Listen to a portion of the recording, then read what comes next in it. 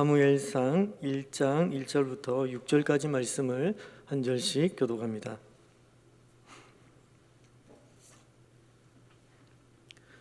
앞에 스크린을 참고해 주시기 바랍니다. 에브라임 산지 라마다임 소빔에 에브라임 사람 엘가나라 하는 사람이 있었으니 그는 여로함의 아들이요 엘리후의 손자요 도우의 증손이요 숲의 현손이더라.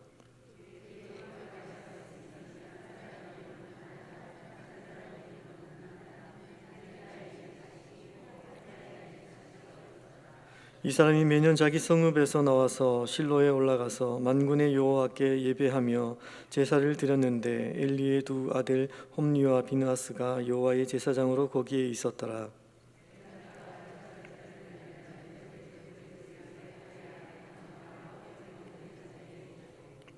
한나에게는 갑자를 주니 이는 그를 사랑함이라. 그러나 여호와께서 그에게 임신하지 못하게 하시니 여호와께서 그에게 임신하지 못하게 하심으로 그의 적수 분이나가 그를 심히 격분하게 하여 괴롭게 하더라.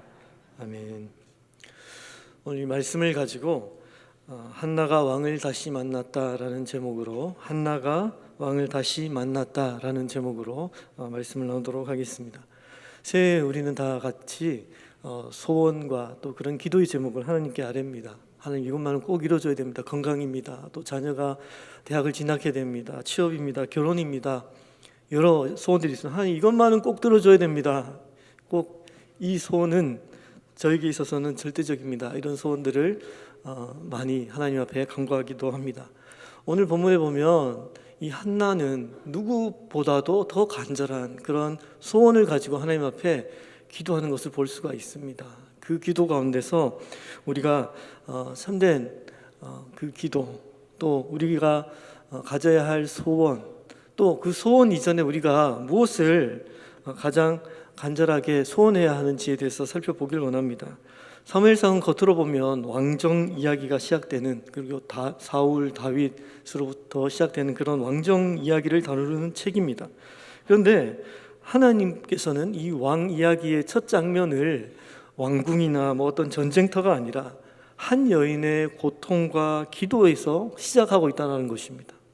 그 한나의 기도, 그 기도를 통해서 하나님께서는 엄청난 그런 역사의 큰 변화를 일으키시고 전환과 변화를 일으키시고 또 그 국가적인 그런 엄청난 변혁을 나타내시는 것을 볼 수가 있습니다. 성경이 말하는 왕 문제는 정치의 문제가 아닙니다. 성경에서 말하는 왕의 문제는 예배의 문제라는 사실을 우리는 주목해야 합니다. 누가 내 삶의 왕자에 앉아 있는가, 그리고 무엇이 내 마음을 다스리는가, 그리고 무엇이 나를 살게 하고 무엇이 나를 무너뜨리는가, 이 예배의 문제가 절대적인 그런 문제입니다. 결국은 하나님께서 왕 되신다라는 것을 구약에서부터 신약 마지막 요한계시록에까지 선포하고 있는 메시지가 바로 하나님께서 왕 되신다라는 것이고 하나님께서 통치하신다라는 것이고 하나님 나라가 완성된다라는 것을 우리에게 보여주고 있습니다. 한 사람의 이 사무엘상을 보면 한 사람의 그 고통과 찬양과 그 기도 가운데 하나님의 그 통치와 왕되심이 어떻게 드러나고 결국은 다윗을 지나 예수 그리스도께로 어떻게 이어지고 있는지에 대해서 우리에게 보여주고 있는 것입니다. 우리 2절 말씀을 같이 한번 읽어보겠습니다. 사무엘상 1장 2절 말씀 같이 한번 읽어보겠습니다. 시작. 그에게 두 아내가 있었으니 한 사람은 이름은 한나요, 한 사람의 이름은 브니나라. 브니나에게는 자식이 있고 한나에게는 자식이 없었더라. 네. 한나의 문제는 단순히 원하는 자식, 아들을 얻지 못했다가 아닙니다. 이 아들을 얻지 못한다는 것, 자녀가 없다라는 것은 당시 사회에서는 특히 이 자녀는 생존과 안전과 지위 그리고 번영 이런 것들을 의미하는 그런 아주 중요한 문제였습니다. 유대 탈무드에 의하면은 그 자녀가 없는 경우는 그 죽은 것과 다름없다, 미래와 소망이 없기 때문이다라고 그렇게까지 얘기합니다. 심지어는 이 불임은 그 이혼의 정당한 서유라고까지 그렇게 밝힙니다. 그리고 이 자녀가 굉장히 중요한 가치로 그렇게 당시 여겼던 이유는 당시는 이스라엘은 목축업이나 농경 사회였습니다. 그러니까 절대적인 그런 노동력이 필요했죠. 특히 아들은 그 가정의 재정적인 그런 안정을 보장해주고 또 그 재정이 안정됨으로 말미암아 사회적으로 그런 지위가 또 보장되는 그런 아주 중요한 그런 부분이었습니다. 또 많은 자녀는 그만큼 안정된 노후 보장을 그렇게 의미하는 것입니다. 또 국가적으로도 또 사회적으로도 국가와 경제와 그런 군대의 문제에 있어서도 이 자녀, 특별히 아들은 굉장히 중요했다라는 것을 그 역사는 우리에게 전하고 있습니다. 따라서 자녀를 많이 낳은 여성은 굉장히 존경을 받았고 또 영웅시하는, 영웅으로 대접받는 그런 사회였던 것이죠. 그러니까 한나에게 있어서 이 불임은 단순한 그런 아쉬움 정도가 아니라 삶의 토대가 무너지고 또 미래가 없는 그런 아주 불행한 그런 상황이었다는 것입니다. 자신은 쓸모없는 존재로 여겨지게 되고 또 존경이 아니라 수치, 그리고 존경보다는 동정을 받는 그런 위치에 처해져 있었다라는 것이죠. 또 우리 4절 5절 말씀 제가 한번 읽어드리겠습니다. 엘가나가 제사를 드리는 날에는 제물의 분깃을 그의 아내 분인나와 그의 모든 자녀에게 주고 한나에게는 갑절을 주니 이는 그를 사랑함이라. 그러나 여호와께서 그에게 임신하지 못하게 하시니. 본문은 또 하나를 더합니다. 어떤 걸 더합니까? 해마다 실로에서 가서 가정 예배, 쉽게 말해서 가정 예배 제사를 드렸는데 엘가나가 그 제물의 몫을 나눌 때에 분인나와 아들에게 그 몫대로, 그 사람 명수대로 분배하여 주고, 오늘 본문에 보면 갑절을 주었다라고 이렇게 표현하고 있는데 이 갑절을 주었다는 이 표현은 좀 수정할 필요가 있는 것 같습니다. 이 갑절을 주었다라는 이 표현을 원어에서 보면은 그 의미가 얼굴의 분깃, 코의 분깃이라는 그런 의미입니다. 그래서 얼굴의 분깃을 영예의 분깃, 더 나아가서 갑절로 이렇게 번역되어져 왔다라는 것을 신학자들은 밝히고 있습니다. 구약에서 이 아파임은 영예나 그런 갑절의 의미로 쓰인 적이 없습니다. 그리고 구약 우리가 보고 있는 이 원문보다 더 오래된 오래된 구약 번역의 전승인 70인경에 보면은 이 부분을 이렇게 번역하고 있습니다. 한나에게는 한 몫을 주니 비록 그가 한나를 사랑하였으나 여호와께서 그로 성태치 못하게 하셨기 때문이다 라고 이렇게 번역하고 있습니다. 그러니까 성경 기자는 한나가 한 몫밖에, 자신의 한 사람 몫밖에 받을 수 없다라고 이렇게 표현하고 있는 것입니다. 그 이유는 엘가나가 한나를 사랑하였으나 한나가 결국은 아이를 낳지 못했기 때문이다라는 것을 밝히고 있는 것입니다. 반면에 분인나는 또 그 자녀들로 말미암아 여러 그 몫을, 분깃을 받았다라는 것이죠. 결국 이를 통해서 자녀가 없는 한나의 처참한 그 상황을 성경은 강조하고 있습니다. 한나는 매년 가족이 모여서 드리는 그 예배의 자리가 기쁨의 자리가 아니고 은혜의 자리가 아니라 오히려 고통의 자리였던 것이죠. 분깃을 나올 때마다 한나는 자신의 결핍을 더 선명하게 마주하는 그런 상황이 되고 만 것입니다. 그런데 바로 뒤에 이런 말이 나옵니다. 그러나 여호와께서 그에게 임신하지 못하게 하시니. 여러분 어떻습니까? 지금 본문을 우리가 한 절 한 절 읽어서 내려가면 지금 한나의 고통이 지금 얼마나 지금 더 설상가상은 표현이 안 되는 것이죠. 더 엎친 데 덮친 격이고 더 위에 고통에 고통을 더하고 더 고통에 고통을 더하는 그런 격으로 지금 이 성경 저자는 기록하고 있다는 것이죠. 그러나 여호와께서 그에게 임신하지 못하게 하셨대요. 여기서 보면은 성경이 고통을 다루는 방식을 우리에게 보여주고 있습니다. 성경은 하나님의 주권 아래서 이 고통을 해석하도록 우리에게 교훈하고 있다는 것이죠. 우리가 가지고 있는 이 고통도 한나가 가지고 있는 불임도 결국 하나님의 주권 아래에 있었다라는 것입니다. 이 포인트를 놓치면은 우리는 자칫 잘못하면 하나님을 원망하게 되고 또 믿음이 흔들리게 되는 것입니다. 또 잘못된 그런 성경의 그런 이해로 나아갈 수 있다라는 것이죠. 또 6절 7절에 보면 한나의 현실은 더 날카롭고 처절합니다. 그의 족수 분인나가 그를 심히 격분하게 하여 괴롭게 하더라. 이 괴롭게 하다라는 이 단어도 보면 원문에서 보면 천둥이 치다라는 그런 의미입니다. 마치 천둥이 치듯이 분인나가 한나의 마음을 막 뒤흔들어 놨다라는 것입니다. 천둥이 치듯이. 그런데 7절에 보니까 매년 분인나가 그를 격분시킴으로 한나가 울고 먹지 못하니, 이 핵심 단어가 매년입니다. 매년. 그것이 한 번이 아니라 그 고통은 매년 반복되고 누적되고, 한나는 지금 어떤 지경입니까? 울고 먹지도 못하는, 곡기까지 끊게 만들고 진짜 절망의 나라까지 떨어뜨리는 그런 상황에 지금 처해져 있다는 것입니다. 한나의 상황과 같이 보면은 이 분인나, 굉장히 나쁜 여성이죠. 어떻게 보면 우리도 이렇게 분인나와 같은 수많은 분인나들에게 둘러싸여져 있지 않은가 묵상해 볼 수 있습니다. 이것을 가져야 너는 가치가 있어. 이것이 없으면 너는 형편없는 존재야. 너는 정말 아무것도 아니야 라고 그렇게 우리에게 속삭이는 수많은 분인나가 우리 삶 가운데 여전히 존재하고 있다는 것입니다. 수준 높은 교육을 받아야 되고, 또 큰 집도, 그리고 직장에서의 그런 높은 그런 성취도, 그리고 좋은 관계도, 결혼, 남편, 아내, 이런 것들이 있어야 너는 가치가 있어 라고 우리에게 속삭이고 또 우리를 평가하는 그런 분인나가 우리 삶 가운데 너무나 많이 있다는 것입니다. 이로 인해서 우리는 쉽게 무너지고 비교와 불만족에 빠진다는 것이죠. 한나가 지금 이 상황에 놓여져 있다는 것을 볼 수가 있습니다.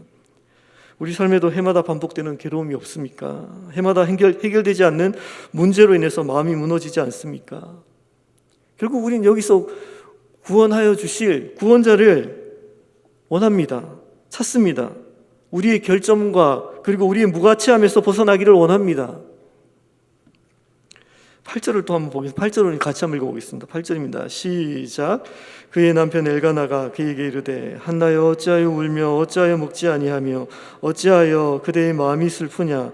내가 그대에게 10아들보다 낫지 아니하냐. 어찌하여 3번 반복하면서 엘가나가 한나를 위로합니다. 내가 당신에게 10아들보다 낫지 아니하냐. 왜 슬퍼하느냐. 내가 있지 않냐. 그런데 그 엘가나의 말은 어떻게 보면 사랑의 그 표현일 수 있지만 한나의 깊은 문제를 해결할 수 없다라는 것을 우리가 본문을 통해서 확인할 수가 있습니다.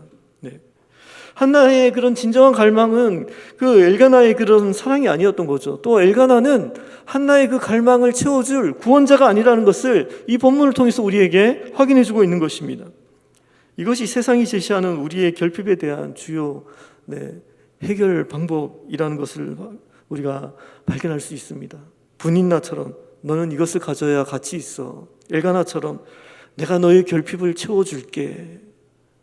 그렇지 않습니까? 얼마나 많은 분인나와 엘가나가 우리에게 이렇게 속삭입니까? 그러나 정작 그들은 우리의 진정한 갈망을 채워줄 수 없죠. 때로는 우리가 헛된 방법과 헛된 시도로 각자의 방식으로 구원자를 찾습니다. 내 결점과 내 결핍을 채우기 위해서. 어떤 사람은 관계에서 구원자를 찾습니다. 또 어떤 사람은 성취와 성공에서 구원자를 찾습니다. 어떤 사람은 돈과 안정에서 구원자를 찾습니다.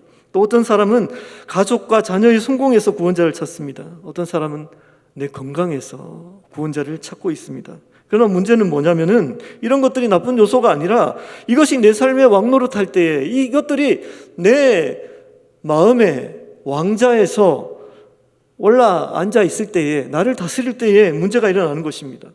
관계가 왕이 되면 관계가 흔들릴 때 나도 무너집니다.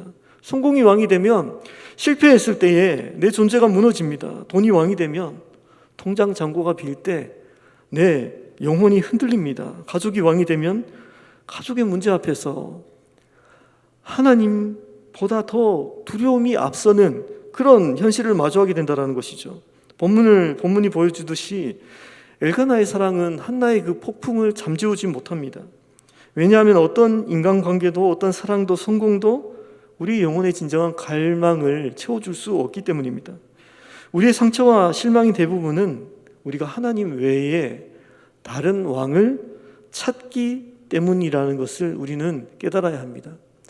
내가 가지고 있는 상처와 실망의 이 대부분은 하나님 외에 다른 왕을 찾고자 하고 또 다른 왕이 하나님 대신 내 마음의 왕자에 앉아서 나를 다스리고 있기 때문에 우리가 상처와 실망 가운데 또 지금 한나처럼 나락에서 지금 고통받고 있다는 것입니다.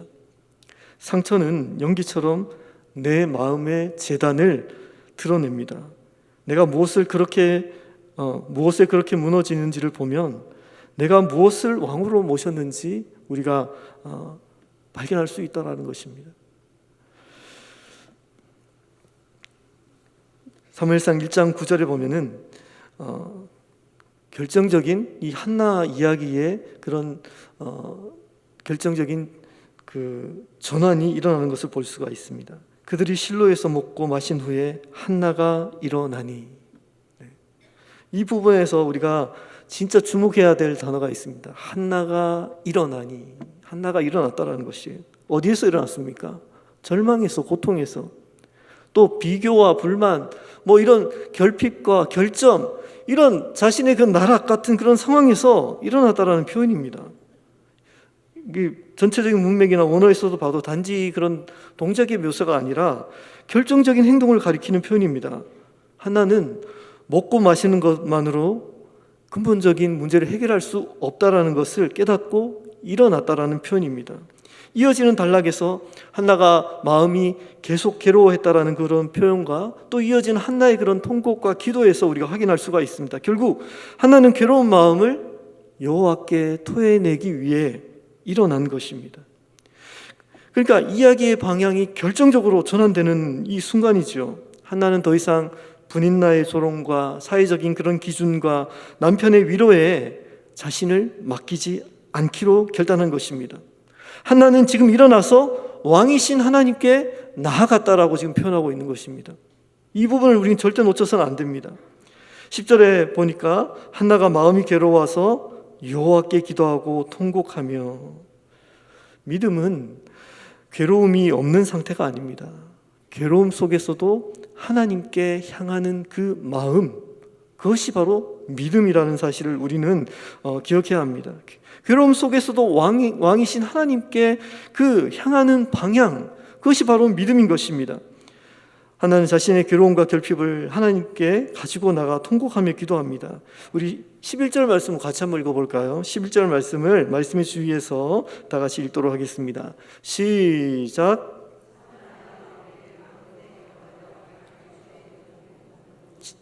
11절 시작. 선하여 이르되 만군의 여호와여, 만일 주의 여종의 고통을 돌보시고 나를 기억하사 주의 여종을 잊지 아니하시고 주의 여종에게 아들을 주시면 내가 그의 평생에 그를 여호와께 드리고 삭도를 그의 머리에 대지 아니하겠나이다. 아멘. 이 기도를 보면은 한나의 그 결단과 그 마음을 우리가 읽어낼 수가 있습니다. 먼저 하나님을 뭐라고 부릅니까? 만군의 여호와, 하늘과 땅의 통치자, 만왕의 왕, 참된 왕이신 하나님, 그 하나님을 지금 찾고 있다는 것입니다. 이어서 나를 기억하사, 이 기억하다라는 건 단지 머리로 그 생각을 떠올리는 그런 의미가 아니라 그 언약의 신실하심으로 그 돌보시는 하나님을 기대하면서 믿음으로 나아가는 그런 간구인 것입니다. 이 기도에는 정말 놀라운 것이 뭐냐면 한나가 또 여전히 단지 하나님 저에게 아들을 주세요, 아들을 갖게 해주세요 라는 그런 기도가 아니라는 것이죠. 하나님이 주시는 아들을 어떻게 하겠다고요? 하나님께 되돌려 드리겠다라고 선언하고 있다는 것을 우리는 이 본문에서 주목해야 합니다. 이게 무엇을 의미하냐면은 한나가 주신 아들을 더 이상 왕으로 삼지 않겠습니다라는 한나의 결단이고 고백이라는 것이죠.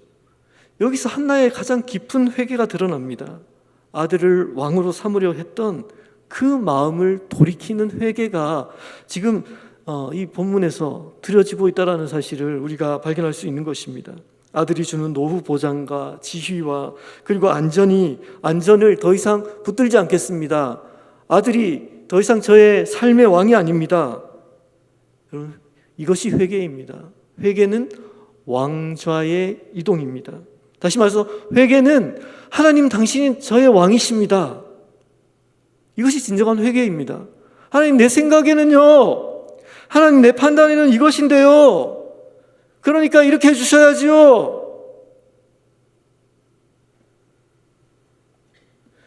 이런 생각이나 이런 마음에서 돌이키는 것입니다. 하나님께 제 삶을 맡깁니다. 하나님 제 삶을 다스려 주십시오. 하나님께서 저의 왕이십니다. 입술로 주여 주여 하면서도 실상은 내가 왕이 되어 있는 사람은 결국은 그 입술로 가식적으로 외식적으로 하나님을 믿는 것밖에 되지 않는 것입니다. 이 장면에서 엘리 제사장이 한나를 오해합니다. 한나가 너무 간절한 기도 가운데 입술만 움직이고 소리를 내지 않았기 때문에 엘리는 단지 술에 취했다라고 그렇게 이야기하는 것 같습니다. 그때 한나가 뭐라고 얘기합니까? 15절입니까? 나는 마음이 슬픈 여자라. 여호와 앞에 내 심정을 통한 것뿐이오니. 한나가 드린 기도는 자신의 그 상한 심령을 하나님 앞에 온전히 쏟아부어서 기도했다라는 그런 의미입니다. 단순한 기도가 아니에요. 단지 그냥 아들을 주면 좋겠습니다, 그런 정도가 아니에요. 철저한 하나님 앞에 회개와 하나님 앞에 내 삶을 하나님 앞에 올려드립니다, 하나님이 제 왕이십니다 라는 그런 고백이 담긴 회개였다라는 것이죠. 17절과 18절에 보면 이 기도 후에 결정적인 변화가 일어납니다. 엘리가 대답하여 이르되 평안히 가라. 이후에 가서 먹고 얼굴에 다시는 근심빛이 없더라. 여기서 우리는 순서를 봐야 합니다. 한나의 얼굴이 바뀐 것은 그 순간 임신해서 얼굴이 바뀐 게 아니에요. 평안히 찾아온 게 아니에요. 아직 그 응답이 오기 전이에요. 성경 한번 읽어보시기 바랍니다. 한나가 기도했습니다. 그 기도 가운데 한나는 어떻게 합니까? 하나님 안에서 평안을 찾은 거예요. 얼굴에 수심하는 그 빛이 없다라고 지금 표현하고 있죠. 근심빛이 없어졌다고 말하고 있죠. 왜 그렇습니까? 자신의 왕좌에서 자기가 내려오고 하나님이 그 왕좌에 앉아서 다스리는 그런 회개, 하나님 안에서 평안을 찾은 것입니다. 그 이후에 하나님께서 태의 문을 여시고 임신하였다라고 성경은 우리에게 기록하고 있는 것입니다. 환경이 바뀌어서 하나님을 왕으로 고백하는 것이 아니라 하나님을 왕으로 모실 때에 환경이 내 마음을 통치하지 못하게 되는 그런 경우를 지금 보여주고 있는 것입니다. 결국 이렇습니다. 내가 원하는 것들, 아까도 얘기했던 돈, 건강 이런 것들이 내 마음의 왕좌에서 왕이 되면은 결국은 이것들이 나를 다스리게 되고 이것들이 내 안에 없을 때는 불안하고 또 한나처럼 나락에 빠지게 된다는 거죠. 한나처럼 이 모든 것들을 다 내려놓고 하나님을 왕으로 모셨을 때, 하나님께서 내 삶을 진정으로 다스릴 때에 그 낯빛에 근심하는 빛이 사라졌다는 거예요. 근심이 사라졌다는 거예요. 평안이 왔다는 거예요. 하나님을 모실 때, 하나님을 다시 모실 때 환경이 내 마음을 통치하지 못한다라는 것을 보여줍니다. 한나의 기쁨은 더 이상 아들을 갖는 것에 달려있지 않습니다. 한나는 아들보다 더 큰 기쁨이신, 더 큰 소망이신 하나님을 발견했기 때문입니다. 이 장에서 한나의 기도에서 쏟아내는 그 흥분을 보면은 우리는 발견할 수가 있습니다. 사무엘상 2장 1절에서 2절 말씀 제가 한번 읽어드리겠습니다. 내 마음이 여호와로 말미암아 즐거워하며 여호와와 같이 거룩한 이가 없으시니 우리 하나님 같은 반석도 없으심이니이다. 이 한나의 감격과 그 흥분이 느껴지십니까? 하나님으로 말미암아 자기 기뻐하고 있다라는 거예요. 하나님 같은 반석이 없다라는 거예요. 하나님만이 오직 유일한 나의 소망이라는 것을 지금 고백하고 있는 것입니다. 여러분, 믿음은 우리의 꿈이 아직 이루어지지 않았을 때 하나님 안에서 기뻐하고 삶이 여전히 무너내릴지라도 하나님을 의지하는 것을 의미합니다. 하나님은 하나님 안에서 자신의 삶과 안정과 미래와 정체성과 이 모든 것을 발견했습니다. 마침내 아들 숭배에 대한 그 속박에서 벗어나게 되었다라는 것입니다. 자녀 숭배에 대한 그 우상에서 벗어났다라는 것입니다. 사무엘상 1장 19절입니다. 여호와께서 그를 생각하신지라 그리고 20절입니다. 한나가 임신하고 때가 이름에 아들을 낳아 사무엘이라 이름하였으니 내가 여호와께 그를 구하였다 함이더라. 아멘. 사무엘의 의미가 내가 여호와께 그를 구하였다라는 그런 의미라고 덧붙이고 있습니다. 한나를 신실하게 돌보시고 기도를 들으시는 그 하나님의 그런 표지, 그 표지가 바로 사무엘이라는 그 이름 안에 담겨져 있다라는 것을 말하고 있는 것입니다. 그런데 이야기는 여기서 끝나지 않습니다. 한나는 약속을 지킵니다. 우리 28절 같이 한번 읽어볼까요? 사무엘상 1장 28절 다 같이 읽어보겠습니다. 시작. 그러므로 나도 그를 여호와께 드리되 그의 평생을 여호와께 드리나이다 하고 그가 거기서 여호와께 경배하니라. 아멘. 이 장면은 감동을 넘어서 사무엘서 그 왕정 이야기를 여는 신학적인 열쇠가 되는 그런 장면이에요. 정말 어떻게 보면 무명의 한 여인이었잖아요. 그 여인의 그 고통과 눈물 그리고 이어지는 그 기도 가운데 하나님은 지금 엄청난 큰 역사를 지금 준비하고 계셨고 그 기도 가운데 큰 역사를 시작하고 있다는 거예요. 하나의 그 작은 눈물에서 그 이스라엘 그 왕정 서사를 여는 그런 역사를 시작하고 있다는 것을 말씀하고 있는 것입니다. 한나는 아들을 왕으로 삼지 않았습니다. 오히려 왕 대신 하나님께 그 아들을 올려드리는 소원을 올려드립니다. 그 결과 어떤 일이 벌어집니까?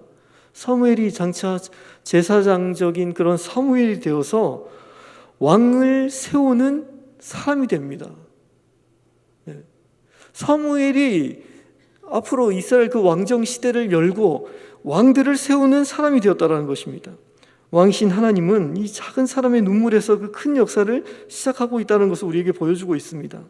또 한나의 그 노래, 그 사무엘상 2절에 보면은 그 마지막에 왕 기름 부음 받은 자에 대해서도 노래하고 있는데 여호와께서 자기 왕에게 힘을 주시며 자기의 기름 부음 받은 자의 뿔을 높이시리로다라고 그렇게 하나님 앞에 찬양하고 있습니다. 사무엘서 1장 2절은 그 위치적으로 보면은 이스라엘의 왕이 등장하기 전입니다. 왕이 등장할 때는 10장에 가서야 왕이 등장하고요. 그런데 2장에서 벌써 왕에 대해서 기름 부은 받은 자에 대해서 한나가 노래하고 있다는 것입니다. 뭘 말합니까? 앞으로 장차 이스라엘 왕을 구하게 될 것이고 그 왕의 문제에 대한 해답은 결국 하나님께로 가야 한다는 것입니다. 하나님께서 다스려야 된다는 것입니다. 그것을 지금 한나가 지금 미리 노래하고 있다는 사실이죠. 8장에 보면 이스라엘은 시간이 흐른 뒤에 실로 왕을 구합니다. 우리도 다른 나라처럼 왕이 필요합니다. 우리에게도 안전과 번영이 필요합니다. 안전이 필요합니다. 그래서 왕을 주십시오 라고 그렇게 요구합니다. 그러나 사무엘서가 주는 충격이 무엇이냐면은 인간 왕들은 결국 실패한다라는 것입니다. 심지어 가장 위대한 왕이었던 다윗조차도 많은 비극과 오점을 남기게 됩니다. 그래서 성경은 한결같이 우리에게 이렇게 말씀합니다. 시편 95편 3절입니다. 여호와는 크신 하나님이시요 모든 신들보다 크신 왕이시기 때문이로다. 하나님 그분이 우리의 왕이시다라는 것을 절대 잊어서는 안 된다라는 것입니다. 결국 하나님께서 우리의 왕이 되셔야 한다라는 것을 우리에게 강조하고 말씀하고 있는 말씀입니다. 다윗이 아무리 위대해도 인간 왕은 궁극적인 왕이 될 수 없습니다. 그 왕은 하나님의 대리자일 뿐입니다. 그 왕들이 실패할 때마다 성경은 이렇게 말씀합니다. 인간 왕으로는 안 된다. 더 큰 왕이 오셔야 한다. 그리고 하나님은 때가 참에 참된 왕을 보내십니다. 그분이 누구입니까? 예수 그리스도이십니다. 그분은 단지 인간 왕 같은 그런 지도자가 아니라 완전한 왕권을 가지고 오신 분이십니다. 그리고 그 왕권은 세상이 기대하는 방식과 전혀 다른 방식으로 예수님께서 오셨다는 것입니다. 예수님은 왕자에 오르시기 전에 십자가에 오르십니다. 여기서 한나의 이야기가 신약과 맞물리는 그런 한 지점이 있습니다. 누가복음 1장의 마리아 찬가는 이 한나의 찬양과 그 구조와 주제가 굉장히 닮아 있습니다. 신학자는 어떻게 보면 그 모티프가 이 한나의 노래가 이 마리아 찬가가 되었다라고 그렇게 이야기를 합니다. 그 한 부분을 제가 읽어드리면 내 영혼이 주를 찬양하며 내 마음이 하나님 내 구주를 기뻐하였음은 권세 있는 자를 그 위에서 내리치셨으며 비천한 자를 높이셨고. 아멘. 한나는 사무엘을 낳아서 왕들에게 기름 붓는 길을 엽니다. 마리아는 예수님을 낳음으로 만왕의 왕을 세상에 오게 하였습니다. 여기서 복음의 핵심이 더 선명해집니다. 한나는 나를 기억하소서라고 울며 기도했을 때에 하나님은 한나를 기억하셨습니다. 예수님도 겟세마네에서 울며 기도하셨습니다. 아버지여, 이 잔을 내게서 옮기시옵소서. 그런데 예수님은 외면당하셨습니다. 하나님, 어찌하여 나를 버리십니까? 여러분, 복음은 이것입니다. 예수님은 우리 대신에 버림받으심으로 우리가 결코 버림받지 않게 되었다라는 것입니다. 그럼 우리가 가지고 있는 고통이 우리의 그런 버림받았다라는 그런 증거가 아니라는 것이죠. 복음은 우리에게 말합니다. 예수님은 십자가로 우리의 죄와 수치와 버림받음을 당하셨고 우리는 더 이상 버림받지 않을 것이라고 말합니다. 예수님이 우리 대신에 수치와 그런 죄와 그런 버림을 당하셨다라는 것입니다. 그리고 부활로 만왕의 왕으로 선포되셨습니다. 여러분, 한나의 부림은 버림받음이 아니었다라는 것입니다. 오히려 하나님이 일하시는 자리였다라는 것입니다. 물론 우리는 고통의 이유를 다 일일이 설명할 수 없습니다. 그러나 오늘 본문이 주는 방향은 너무나 분명합니다. 고통은 버림받음이 아니라는 것입니다. 고통 속에서도 하나님은 왕으로 통치하고 계시고 반드시 당신의 뜻을 이루고 계신다라는 사실을 우리에게 밝히시고 계신다라는 것입니다. 사랑하는 성도 여러분, 사무엘상 1장의 결론은 한나가 아들을 얻었다가 아닙니다. 한나가 아들을 얻었다라는 것이, 사무엘을 낳았다라는 것이 사무엘상 1장의 결론이 아니고 오늘 설교 제목과 같이 한나가 왕을 다시 만났다가 바로 사무엘상 1장의 주제인 것입니다. 결론인 것입니다. 한나는 기도가 응답되기 전에, 사무엘을 낳기 전에 얼굴이 바뀌었습니다. 그 평안은, 한나가 누린 그 평안은 상황이 준 것이 아니라 왕이신 하나님을 만났기 때문입니다. 주님은 우리에게도 같은 길을 여십니다. 여러분, 고통을 부정하지 마십시오. 한나처럼 울 수도 있습니다. 그러나 그 고통을 다른 왕들에게 가져가지 마시기 바랍니다. 관계, 성취, 돈, 사람, 위로, 이런 것들이 우리의 구원자가 될 수 없습니다. 오늘 말씀과 같이 한나처럼 고통을 왕께 가져가십시오. 우리 왕 대신 만군의 여호와 하나님께 가져가시기 바랍니다.